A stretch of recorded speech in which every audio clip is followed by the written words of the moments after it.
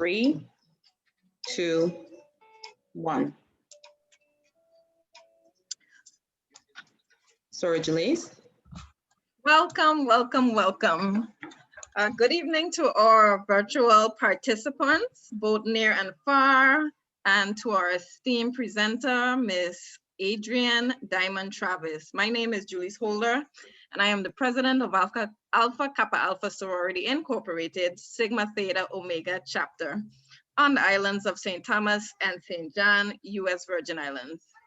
And on behalf of my 55 plus members, I would like to thank you for joining us this evening. I'm so excited about this evening. Tonight is part 1 of our 3-part financial workshop series. And tonight's topic is on credit worthiness. What is credit worthiness? How does it affect you? Are you credit worthy? Why should I care about being credit worthy? These are all questions that we'll get the answer to tonight, which will put us on a higher financial platform. So again, I thank you for taking the time tonight to invest into your financial future and for doing so with us, the members of Alpha Kappa Alpha Sorority, while sipping on some mocktails. Without further ado, I'll give the floor to Ms. Deja Tadman, who is our program chair, and she will introduce our presenter. Thanks again. Good evening, and thank you, Madam President Julies. My name is Deja Tadman, as mentioned, the program chair of Sigma Theta Omega chapter. I'm very pleased to introduce to you today our presenter, Mrs. Adriane D. Travis. Adriane Diamond Travis. Adriane began her career in Munich, Germany at Compaq Computer Corporations. In a total of 25 years, she spent leading various global enterprise programs and ultimately retired from Hewlett-Packard, or HP, in Houston, Texas. She has received her business degree from Indiana University. She's very fluent in both English and German. She loves to travel and has experienced 20 plus beautiful countries and their cultures. She's an active mentor and public speaker. She has two beautiful adult daughters and an awesome husband of 28 years.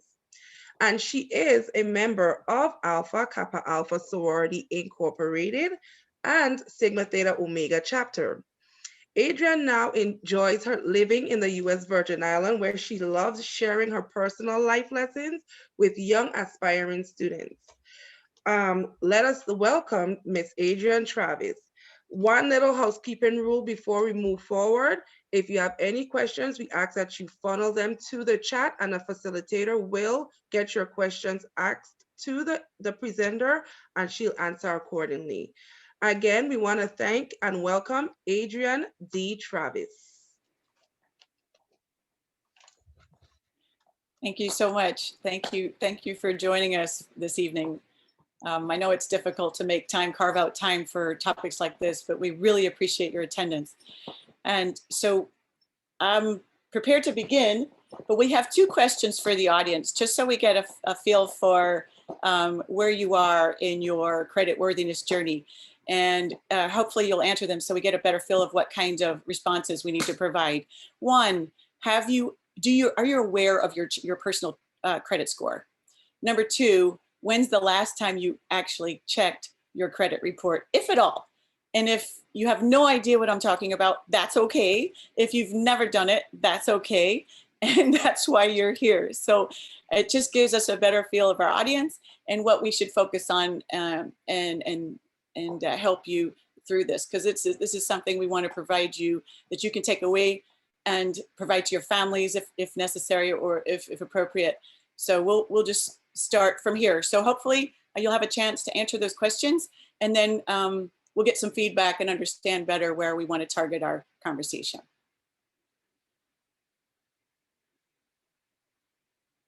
So Sora Tracy, I'm ready if you are.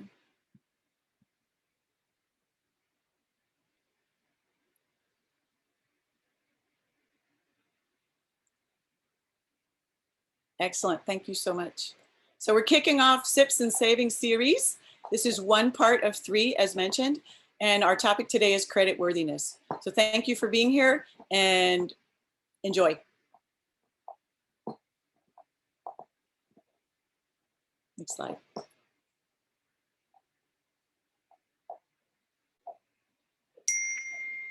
All right, our topics today, financial fitness essentials. So before we even get into credit worthiness, we're going to talk about some basics. And I'll be honest with you, a lot of this comes from my history, my own personal experience. Then we'll get into the credit worthiness checklist, credit card basics, credit reporting agencies. So if you had no idea when you answered those 2 questions about what your credit score is or what the reporting agencies look like or what they do, we will provide that for you today. Talking about your credit score and then managing your credit worthiness going forward. Next slide. All right, it's a long list. Don't be overwhelmed, but I did compile this for my own sanity. And then I thought, you know what, this is worthwhile sharing, because had I known about this 30 years ago, 40 years ago, it would have saved me a lot of grief and wasted time. So to be financially fit from the start, you will need your gear. You will need your tools. There's a list here. So hopefully we can provide you with the slides so that you don't have to scribble down this list. But the original copies of your birth certificate, number 1, hopefully you have that in your possession if you don't find it. Number 2, your social security card. It's not enough to have your social security card number. You have to have the card itself. Your signature. Practice developing your signature as it's required for all financial transactions. 4, hopefully you know your home address. Your state, territory, zip code defines your residency. Number 5, your mailing address. If it's different, like mine is, my mailing addresses are different than my physical residence. So if that's appropriate, make sure that's clear and documented. Your driver's license number supports your proof of residency for state and federal tax purposes. Whether you're a resident of VI or resident of the United States or elsewhere, that's also an important fitness essential. Your voter registration card. Hopefully, we all vote. Our voices should be heard. And that's legally required to have that voice in democracy. So hopefully, you have your voter registration card, which is updated annually. A passport, if you plan to travel, or even if you don't. A passport, a federal document, is used for international travel, but it also validates that you are a US citizen. So I believe I'm speaking to all US citizens. So it validates whatever country you're from, and that can be a secondary requirement to a driver's license or other documentation to prove who you are. It's not necessary, but if you travel, it absolutely is. And they're good for 5 to 10 years. So the price point is probably $200, but they're good for 10 years as an adult. So over time, that's $20 a year. Email address, choose all passwords wisely to avoid fraud. And this is critical. I actually was notified a year and a half ago that my email address and my phone number were on the dark web. I had no idea what that meant. So this list, thanks to my privacy being violated, this list is the outcome. Your personal phone number, often used to validate most of the above, and use your birth name or change all documents to reflect your new name. And this is critical because if all these documents above don't have the same name, you may have a challenge when you're looking for your credit information, your credit score, and your credit history. When you call into those organizations or you want to log into those organizations to verify your identity, they need all these answers at one time or another. So let's make sure that this list, and you assemble the documents and you put them in a safe place, if it's in a safe, ideally. So protect these documents and the information as your life depends on it. Your true financial life does depend on it. Okay, next slide.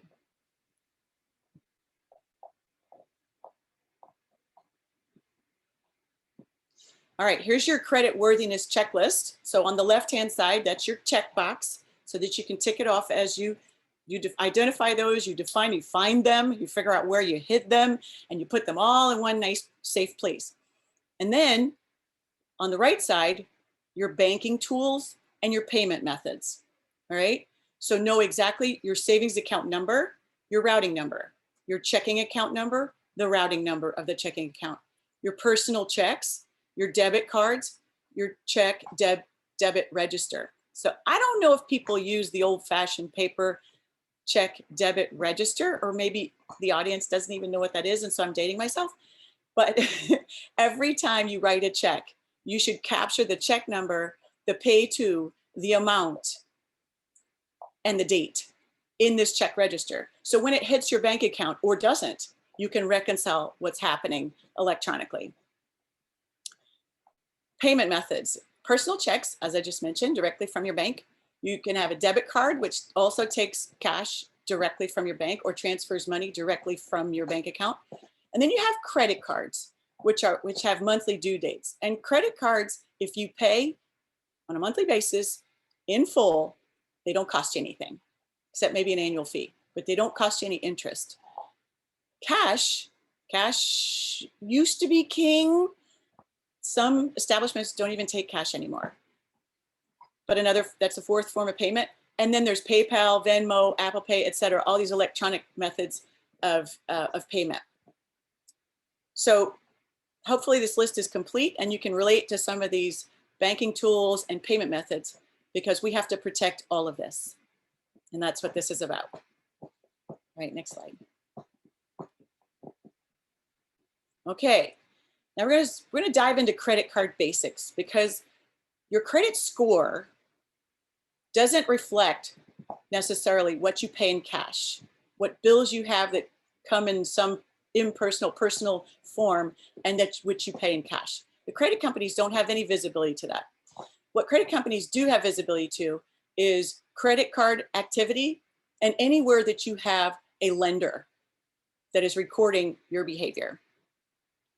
So credit card basics, globally accepted cards are Visa, MasterCard, and American Express. Hopefully everybody has heard of those three. They're offered by various companies. So there are three primary banking companies, businesses, but there are many groups that offer different cards. And they offer a variety of interest rates. And that's how they make money off of your spending, all with incentives for you to spend. So don't be fooled that they're offering you, hey, sign up for this Visa card for Macy's, or hey, sign up for this Costco card, because they want you to spend money and they're hoping that you don't pay in full, because that's when they make money. They create the incentives for you to spend, to charge, activity, and then terms and annual fees may vary, but there are fees and you will pay if you don't pay on time. So all of these have identifiers. And you can see that in the photo there. They have a chip, an electronic chip. They have your card number, expiration date, card holder name, blah, blah, blah, blah, blah, magnetic strip. You're all familiar with the cards if you have them, okay? American Express is an interesting card. They have a standard, a gold, a platinum, black card, and it requires monthly payments in full. There are American Express cards that don't require monthly payments in full. But if you're looking for a credit card that provides some discipline, or they punish you and take your card away, American Express is one of those.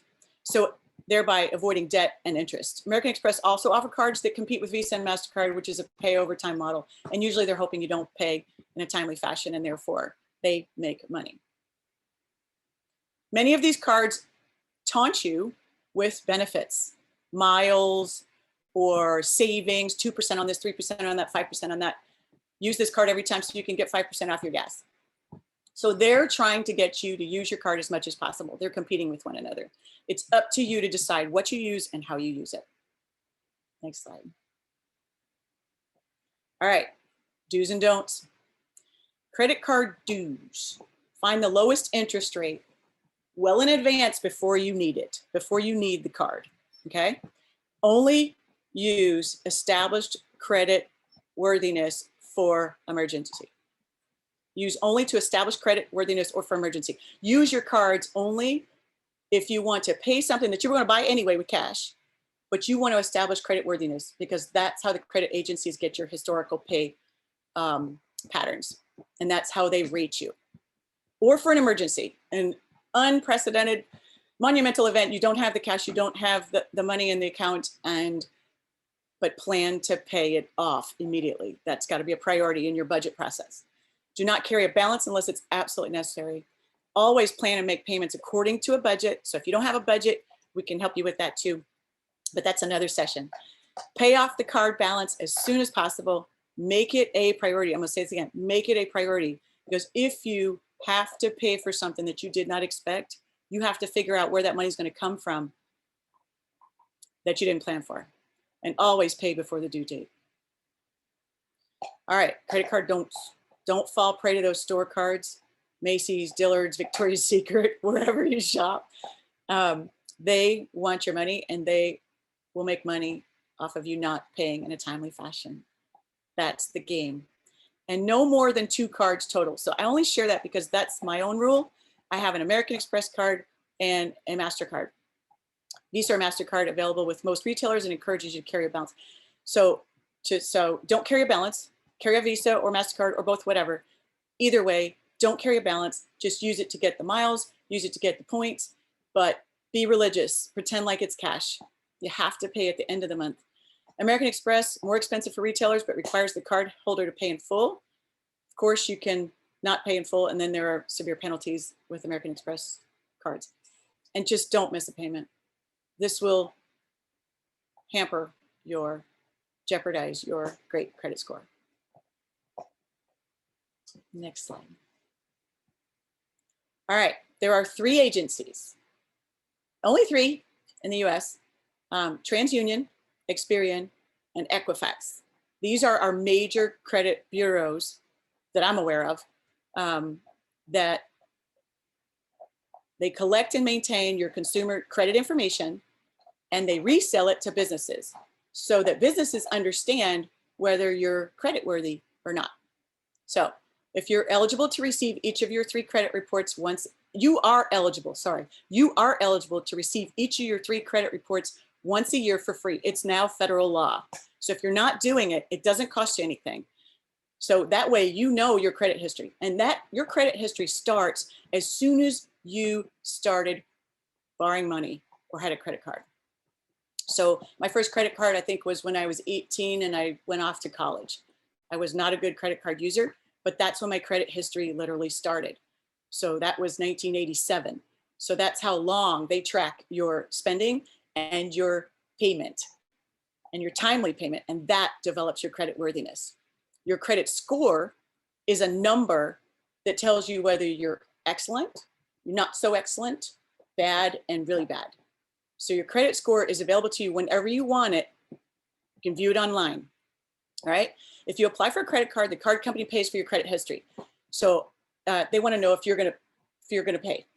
They're not going to give you a card if you have bad credit history. If you want to finance or lease a car, the first thing that automobile store does is they get your social security number and they call the credit reporting agencies and they say, I'm going to pay for this. I need their credit score and their credit report. And then they'll give you the best interest rate if your credit score is good. They'll give you the worst interest rate if your credit score is bad, because they don't want to do business with you because they're not sure you're going to pay them. And that's the game. Okay. So the dealership pays, or the store pays to review your credit score before they issue any card to you. If you need a mortgage, the lender pays to review your credit report. If you want to buy a home, make sure your credit is clean as a whistle. Otherwise, you're going to pay a lot more interest for that home mortgage. All right, these are your 3 credit bureaus. Next slide.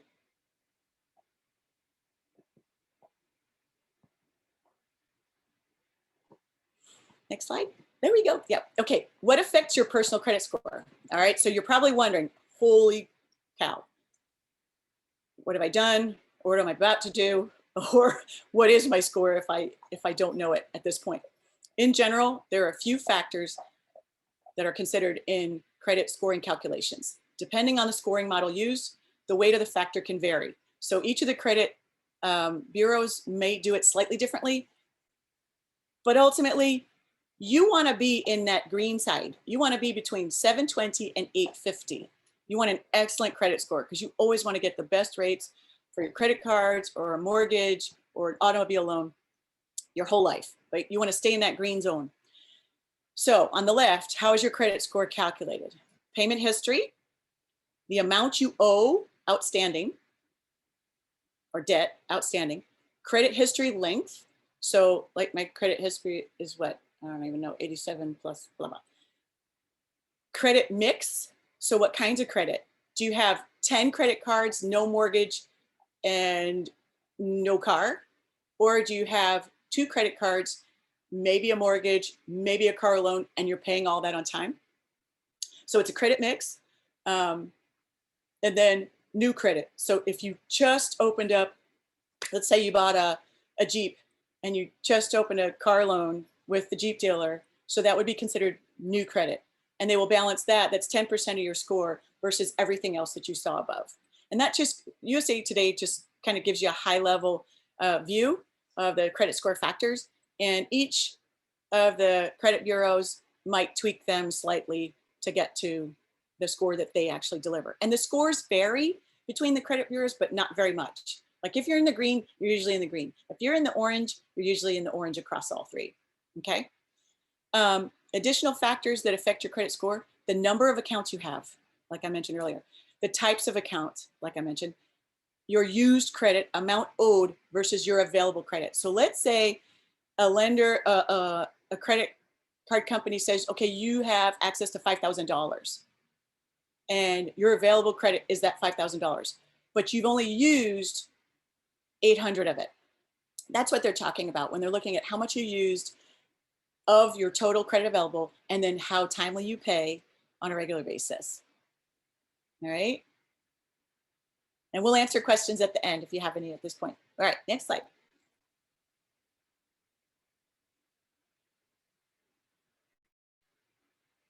Okay, managing your credit worthiness, right? This is where your work comes in.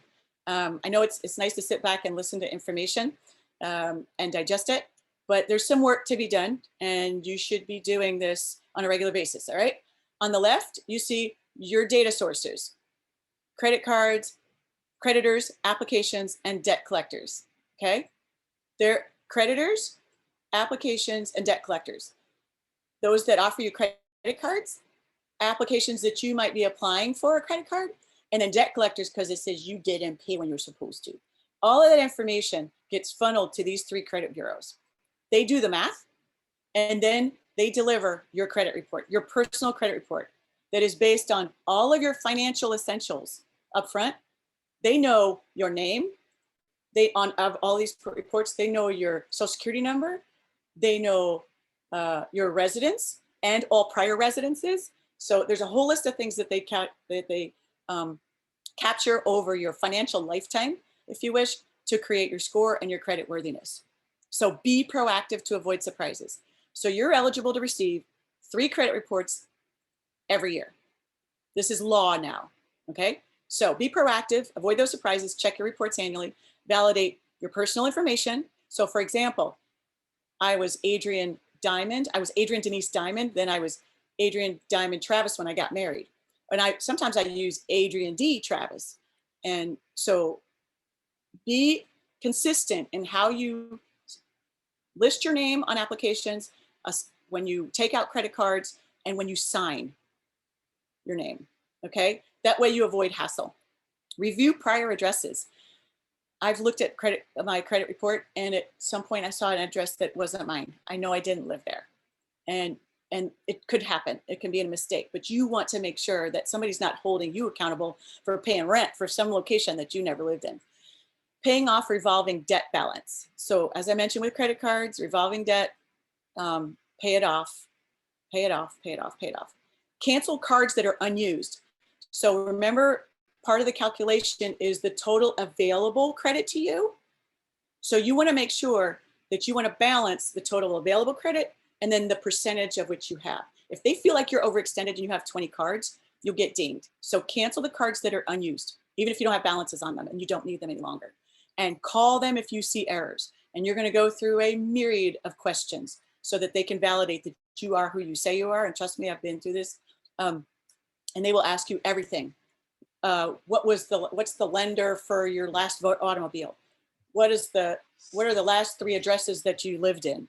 That kind of information. So your financial fitness essentials are going to play a role in you managing your credit worthiness. Okay. And I didn't know this until a couple of years ago. So hopefully this is helpful. you see 5 links here below.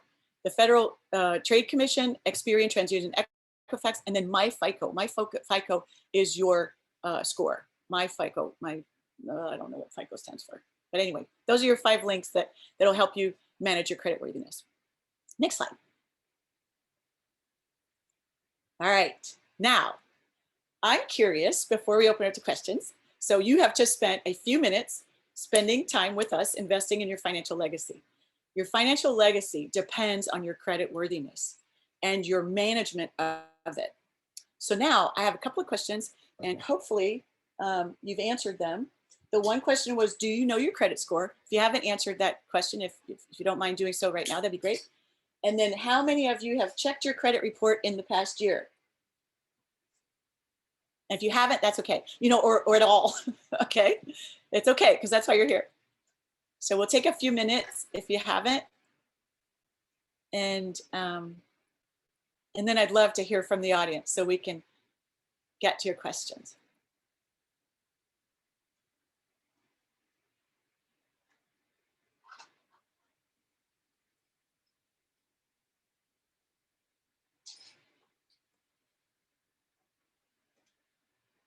Okay, I'm gonna stop looking at me. And I'm gonna... Okay. There we go. If you haven't answered by the poll, you can feel free to share your answers to the Miss Adriane's questions in the chat.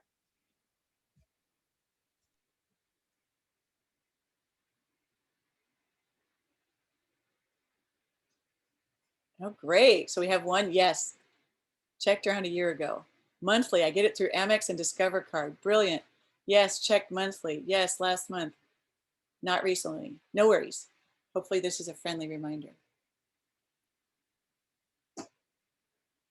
So we have 23 participants on the call, and I'm wondering if we can get some others to participate. And if not, that's fine. Some people are shy.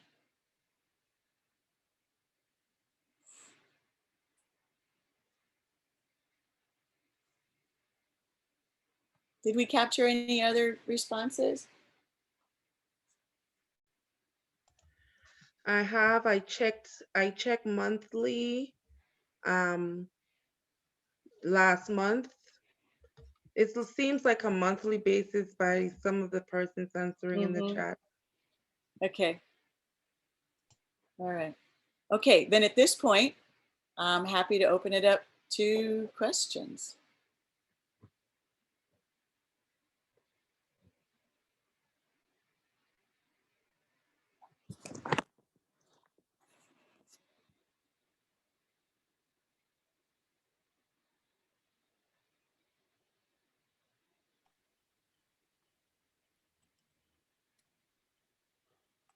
I think Felicia has a question. Sir, Felicia. I just have a simple question. My simple question is, okay, if you had bad credit score in the past and you have improved the credit score, what does that look like when you are if you're going in for a large loan? It should be reflected in your score, and it'll show good behavior in recent history. Okay. Yeah, so you can correct it, and many people do, right? We have student loans or what have you when we're young, and then over time we correct it, and you get credit for that. Okay, and how do you correct it? Oh, so you have still loans, outstanding loans, or outstanding credit balance?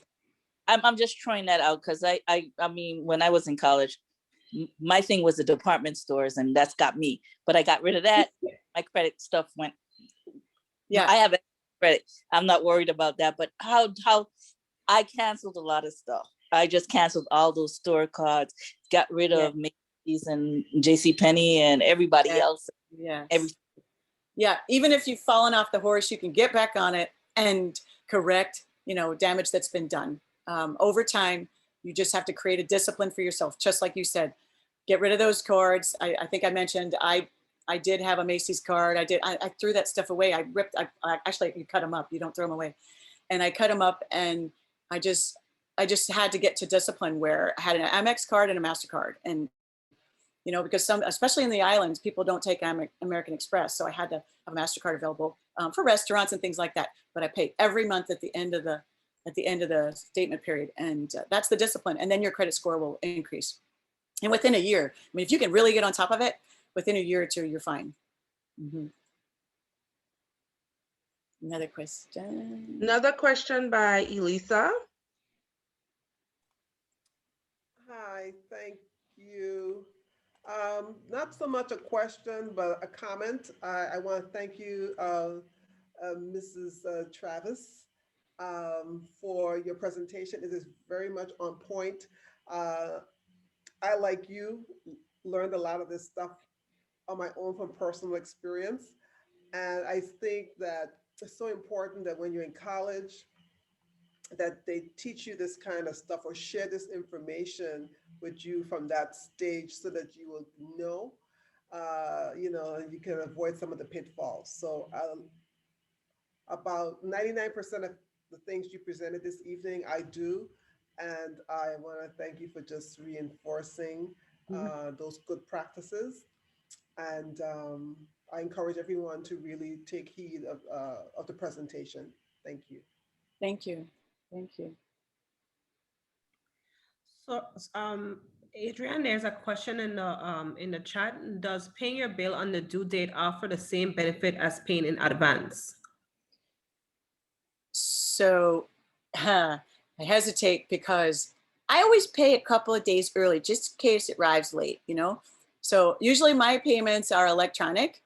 So I time them from my bank account to my credit cards, and I will put a date as three days early. Usually electronic transactions don't take more than 24 hours, but I would play it safe and, you know, due date minus 3 to 5 days. Don't chance it. And either way, if the payment is received on time and you pay it 3 days in advance, that there's no advantage. The advantage is that you paid it on time and you don't incur any expenses. Adriana, sorry. Miss Adriana, I have a question. Yes, hi, sorry, Adriane. Thanks again for your willingness to provide this for us. I had a question a few years ago when I relocated to St. Thomas. I had a pretty long-standing relationship with Bank of America, and I had a credit card with them, but they canceled it because I was no longer in the continental United States. Is that an adverse action? Huh. Interesting. I've never had any problems, and you know, and I still have accounts with them. It's just, but they canceled that credit card because of my relocation to the territory. That's weird. Because I have an address in St. John and an address in Texas, but I keep the cards separate. So one of my cards has an address in St. John or in the VI, and the other one actually, and they both did for the last 3 years. So that's weird. I would question that because I don't know that that's legal, but I'm not a lawyer. Okay, well, I'll be going up soon. I will go by and do so, but I just thought that was just. It is weird. But then again, I have some investment portfolios that said that they are not licensed to do business in the Virgin Islands, and so I had to give up those portfolios. Oh, okay, okay. I would just ask them, and maybe that's a similar case with the lender. Thank you. Yeah, you know, that's a great question because there are only certain lenders that will, for example, a mortgage in the VI, there are only, I think, 5 or 6 lenders that are allowed to lend for property in the VI. So I couldn't use a US lender for a mortgage in the VI and vice versa, you know? So maybe that's, you know, it's a banking thing. Yeah. Thank you. But great question. Excellent question. I love new information. Miss Felicia, and then Miss Lydia. Okay, I had a question about automatic pay. Sometimes when, like with your credit card, automatic pay, you put in a certain amount. You need to go back in and even once you do an automatic pay and still double check it and then do a regular pay. Okay, so there are certain credit cards that you can go to the website, to their site, the card site, and you can say auto pay from my bank account, right? And they know the amount that you owe, and they will auto pay. They will pull from your bank and pay themselves, right? And you can say, you know, the statement balance. They will pull whatever it is, and they'll pull it and they'll cover it, which is, you know, a safety mechanism. But that means that you have to have, you know, a floating balance in your checking account so that you never overdrawn. But auto pay, now you can also, on the flip side, from your bank account perspective, schedule auto pay to pay Visa, MasterCard, your mom, whoever, your children, whatever. You can set up auto pay in your bank, and then you're in the driver's seat. And you say, if I carry a balance of $1,000 on MasterCard, I'm going to pay them $200 a month for 5 months. And they only get $200 a month because I can't pay the $1,000 right off. But I'm disciplined, and in my budget, I can do 5 months at $200. So from your bank account, you can control that. Otherwise, if you have them pull from your account and you say, just pay my balance, they're going to pull that $1,000 out. Okay, I guess my question with that is, does the bank have any kind of control over that? Because sometimes it's like, I do have some auto pay, and I was like, I want to automatically pay the whole balance on the credit card. And then the bank is, then I get a statement that says it is it's set up to pay, but it is not paid when I want it. It's like a day late or something. So that's where I always err on the side of paying 3 to 5 days early. Set up any payment 3 to 5 days early, a week. Let's just say a week. Because if you can't afford it 5 days earlier, you shouldn't be spending it, right? So always play it safe, right? And then you should avoid. And if you see anything nefarious behavior on the bank side, call them and just say, I don't understand what just happened. And usually they want to keep you. They want to keep you using that card. They're usually going to give you a reprieve and say, you know what? We'll let this slide this time, but don't ever let it happen again. And they're serious. Don't let it happen again. They will ding you, right? So, but always call if you have a question. And then before you have a problem, just make sure you don't have a problem. Avoid them in the first place. That's the key message.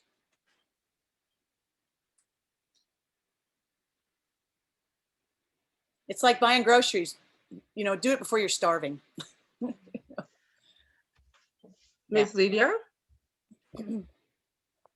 Yes, my question sort of piggybacked off of Sora Adriana. When you have cards that you're not using, and for example, I was in California. I haven't been in California in God knows how long, and so of course the card is canceled for non-use. Does that adversely affect? So you have a loan against that car? No. It was just like you have a store and you just have that card, and so you're not there. The store isn't no place other than in California, so that card is the used. card? Did you say card? Yes. Or car? Yes, the card, C-A-R-D. Sorry. Okay, so you have a card that you've only used in California, you can't use anywhere else? Right, because it's a store. That store only exists in California. Okay, so if you don't carry a balance and you have the card, they don't care. They want you to keep it because you may spend money on it. But if you have a lot of cards, remember that calculation about how they develop your credit score? If you have a lot of cards, you might want to get rid of them. But I've had some of them that canceled for non-use, for lack of use. Okay. Not using it. So I was just asking if that would adversely affect you. No, for you not using it, no, they can't ding you for that. But your credit report will tell you what happened to that credit history. And what you'll see is active. And then they'll have little X marks that says it's been canceled, and you won't have any data on that anymore. So no, actually, you know, taking a credit card out of your circulation is probably a good thing. You know, like I said, I carry 2. Thank you. You're welcome. Thanks for the question. And we do have a question on the chat. Do you suggest paying loans off in lump sums if you can, or paying in monthly increments? I noticed that my credit score went down after paying in lump sum. Will my credit increase over time after being closed, or will I need to build? Okay. You should not get dinged for paying a lump sum. That is actually good behavior. So I would call your credit agency. I would first go into your 3, Equifax, TransUnion, and Experian, log in. I would check all 3 of your reports. I would even print them and go through everything and try to understand what may have happened that impacted your credit score other than you paying off this lump sum, because that doesn't make sense. If you haven't done anything wrong, then you need to talk to them, because that's wrong. That's illegal. They can't just dump your score because you paid off a loan.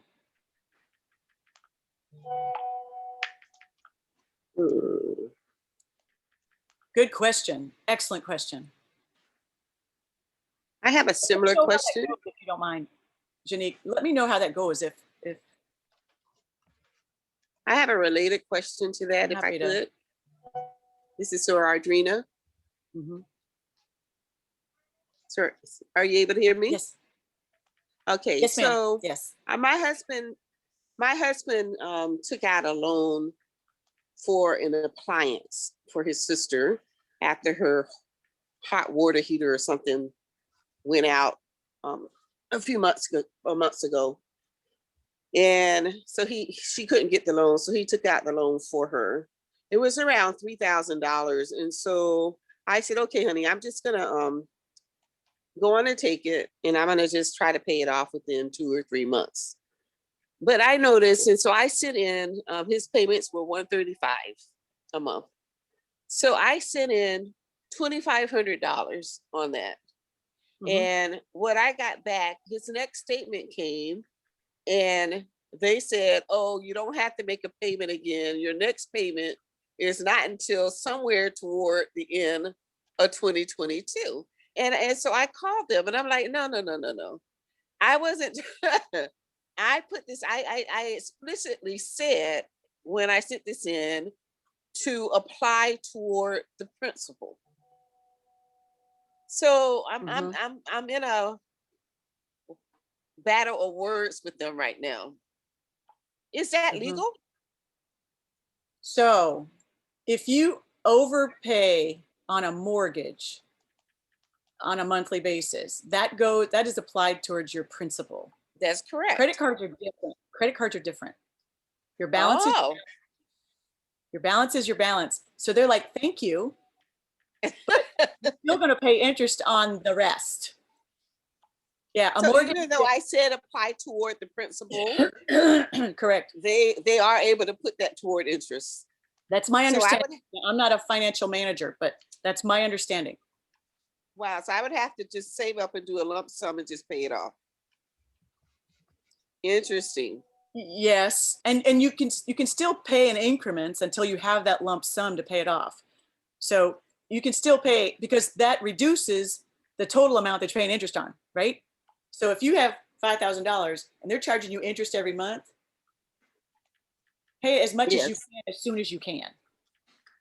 Okay, well, I've told him I still send in extra money. I'm just like, but I'm in conversation in regards to why this could not have gone to reduce my principal. It's credit cards. Reduce the principal he had on that loan. It's a balance. It is not a principal. It is a balance. It is a balance. Okay, I see. So so that explains that. But I think he probably should have asked a few more questions before he decided to do that for his sister. Right. But I think he assumed that it would be very much similar to what we did with our house payments. Yeah. Okay, thank you. Thank you for the question. That was a brilliant question. I had to really, that tested me. Somebody asked a question online. Lydia, can you just go to the website and get your credit report? Yes, you can. You have to log in, establish your credentials in each of the reporting agencies. And if you go to ftc.gov, I think you can get all 3 of them at the same time. But Yes, you can get your credit report and your score for all 3 agencies by going to their website. What about a car note? Is that the same thing if you pay a lump sum amount on your car note?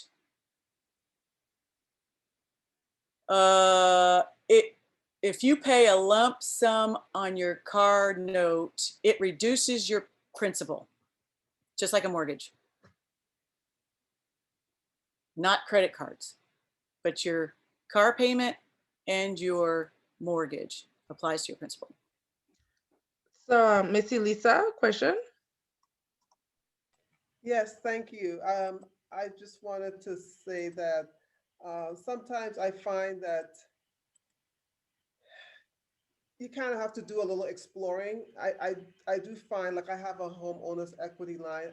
I pay the minimum, but I pay more than the minimum. And I did look at my statement and I see they actually show you now on the statements how they apply your payment. And so I noticed if I pay more than the minimum, everything goes to principal. Mm-hmm.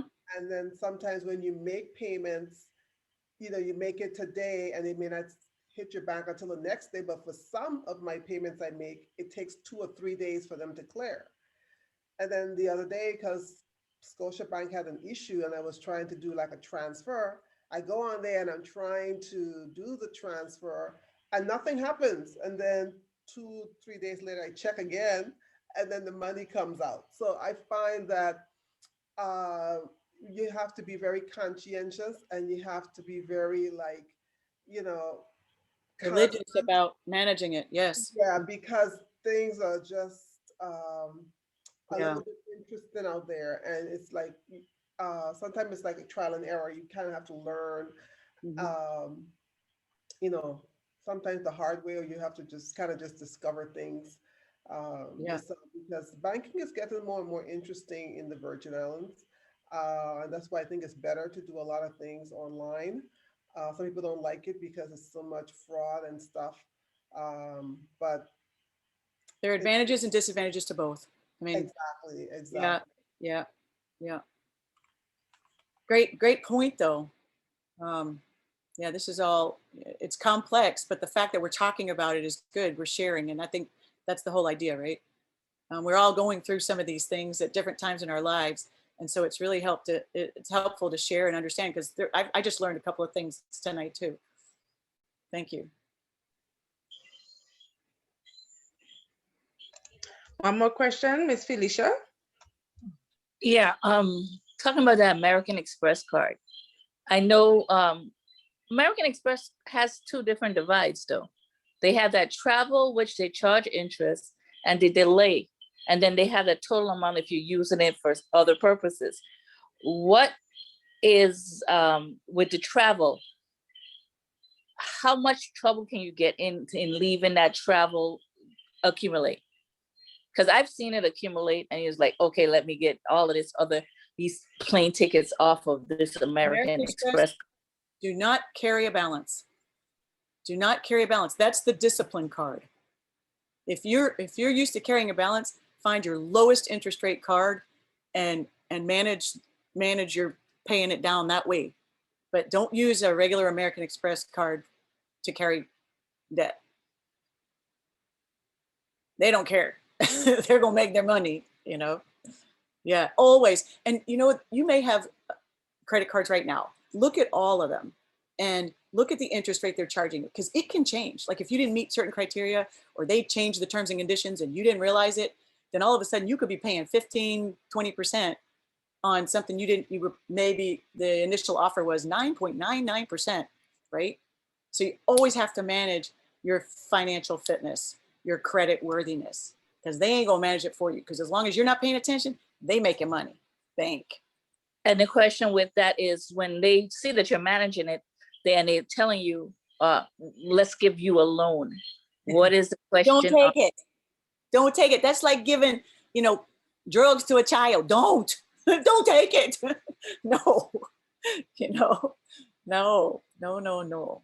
But they're in the business of making money, right? So if you were on the other side and you were working for American Express, you were working for MasterCard, and they were paying your $100,000 a year, right? You're an employee of American Express, and they're telling you, guess what? We got to figure out how people are going to carry a balance, because that's how we make money.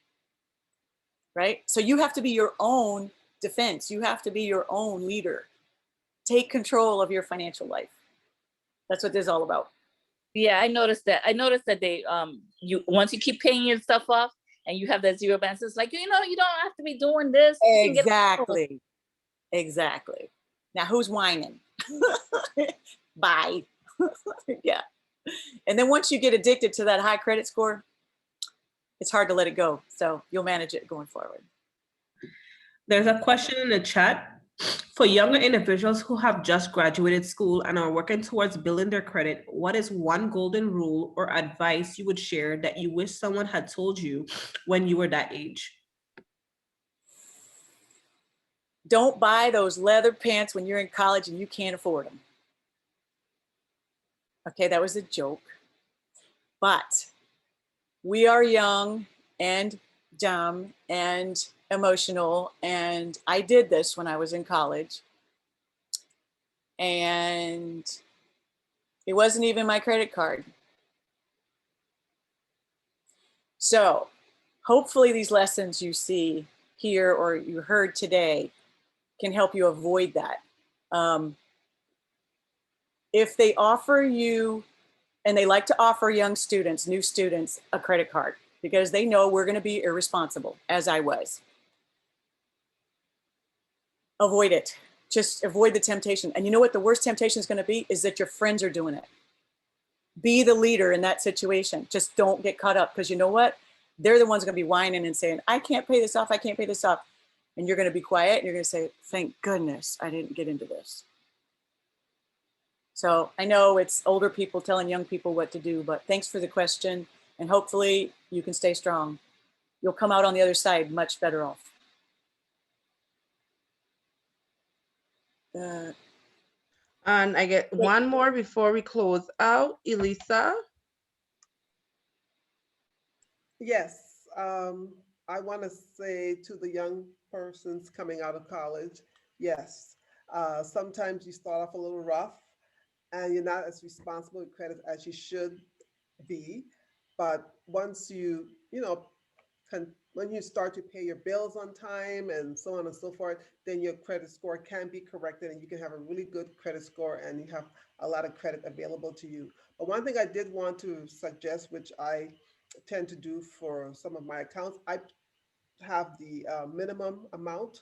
I go from I don't use my bank to do it. I go to the particular, you know, what is my Home Depot card, because recently I built a house, so I had a lot of different credits. So I do the Home Depot and some of the others. I have a, you know, auto pay for the minimum balance. And then every now and again I review and then I would pay larger amounts to pay it down. But in doing that, I don't have to worry about being late because, you know, the minimum balance is being paid. And I used to find that, you know, it's just sometimes you would be busy and you won't really get it all done. And what I also find now too, what I'm beginning to do now is just at the first week of the month, I sit down and pay all my bills. So I don't have to remember or worry about anything. Yep. And I don't even know why I didn't do it before, but it's just something that just occurred to me one day, you know, because I used to pay them when they were due. And then I said, this is ridiculous. You know, so those that are auto pay, you know, I might still go in and pay an additional amount, but if you can pay them a certain time of the month, all of them, and you get it out of the way and you won't really have to worry about, you know, forgetting to do it or something come up or whatever. Great point, great point. And the best thing is to budget your spending. So budgeting is a whole other topic, but you kind of get the idea. You don't get in trouble if you have a finite amount of income and you stay within that income and spend accordingly. So budgeting is kind of the sister or the brother to what we're talking about, establishing credit worthiness. Yeah, great point. We have a question here. When you were a child and your parent put credit in your name, how can you get it removed? That is an excellent question. And assuming you're an adult at this point, 18 and over, you should be able to contact the credit agency and see what they say about that situation. There are also organizations, and I don't know if you're on island or in the States, but there are organizations that can help you manage that situation proactively. Does anybody, but anybody know if we have organizations like that in the VI that can help people manage credit or debt that, okay, was wrongfully applied? Yeah, so I would recommend first you talk to the credit agencies, the credit bureaus first, get your score, check your reports, and then talk to them. I know it's going to be a day's work to talk to all of them and hopefully try to get an answer, but just ask them what they recommend. And I'd like to hear back from this person because I'd really like to know that answer and how you might be able to resolve it. So you can email me as well. Anybody, if you have questions. Or if you have an answer to that one.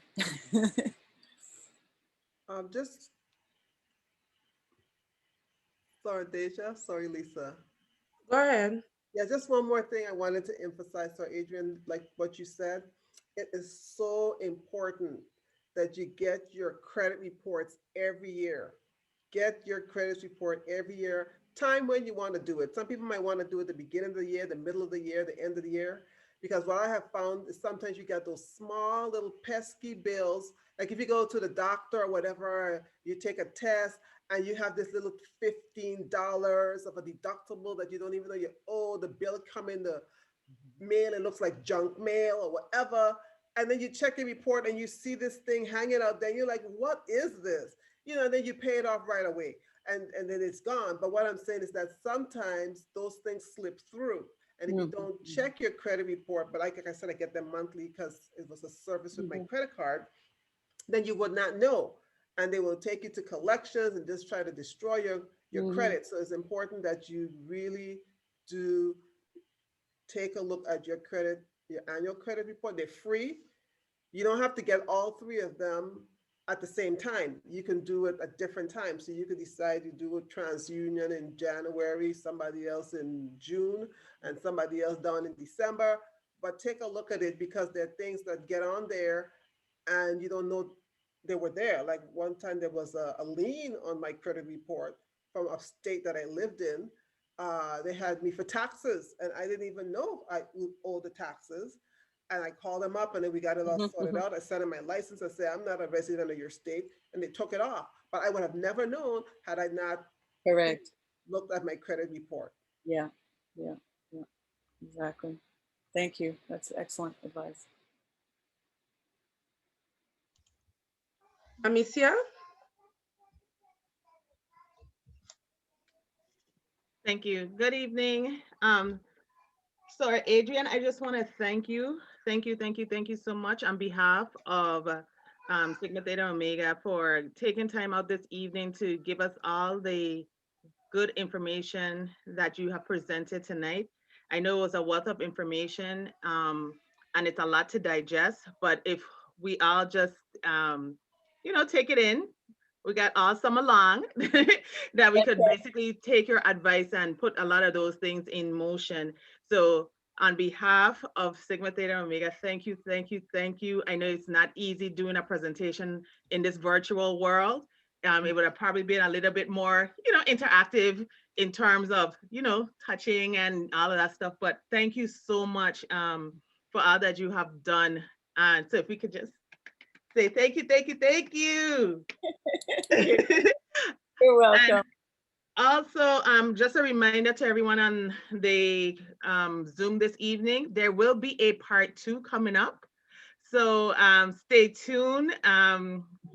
By then, we should all know how to mix our cocktails by then, right? We'd be sipping. I think this one was so enthused that we didn't even get a chance to actually take a sip. I didn't even make my drink. But anyway, I just want to say thank you to everyone. Sorry, Deja, do you want to close out with anything or? I'm good. Sarah Julie's? Yeah, I wanted to, again, I wanted to thank the behind the scenes technical team who made tonight possible. It is not easy dealing with technology. I also wanted to thank the facilitators who yielded the questions, and I wanted to thank the presenter again, Miss Adriane. And I really wanted to thank everyone for attending and actively participating. You know, we heard your questions, so we're able to figure out what kind of workshop to do next. And I've seen people dropping their emails in the group chat, so we will send you a copy of the presentation. And I hope through the presentation you receive some really good takeaways on your path to financial freedom. So like I said, this is part 1 of our 3-part financial series, and I look forward to seeing you at part 2 when that workshop is announced. Thanks again for joining us. Sorry, Deja? Yes, thank you guys for coming. Part 2 will be coming and it's going to be out in September, and we are planning on covering investments. So I'm hoping that I get to see your lovely faces again and we get to finish this series and we walk out of 2021 a little bit better on our building our financial legacies. Thank you again for coming. Part 1 finished. Thank you, Sir Adriane. Well done, Sir Deja and Sir Tracy. All. Thanks for all the questions. Really appreciate it. Have a great evening. Have a good evening, everyone.